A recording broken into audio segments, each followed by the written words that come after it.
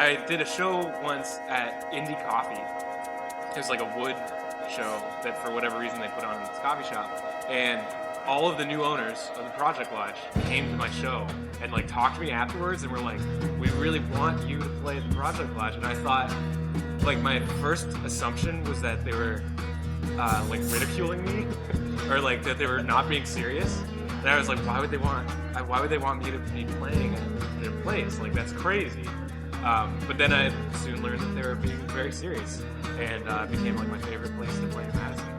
Hi, my name is Bessie Cherry. I am the executive director of the Project Lodge, although I think it is more of a collaborative effort on the whole, and it always has been, and that's one of the things that I really love about this place.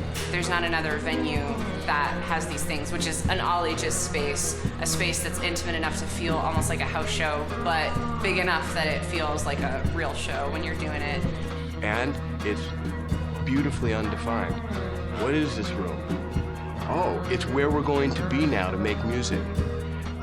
And so it takes on exactly the vibe that you bring to it. So places like the Project Lodge are critical in this overall plan we have for the city to provide those kinds of spaces and keep creative people in our city.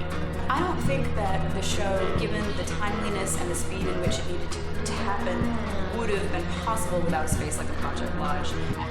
When our youngest son wanted to have his band perform out, what are you going to do? You're going to go in some tavern and book it? And no, you can't do that.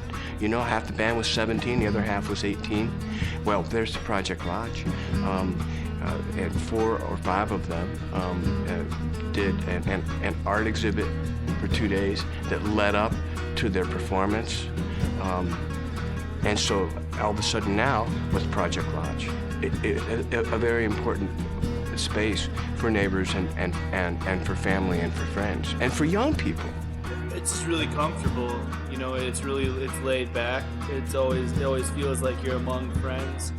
You're kind of free to do as you please. I don't know. The stage isn't 9 feet high. Everybody who comes in and plays has had such a wonderful view of Madison. Like, Project Lodge represents this city so well.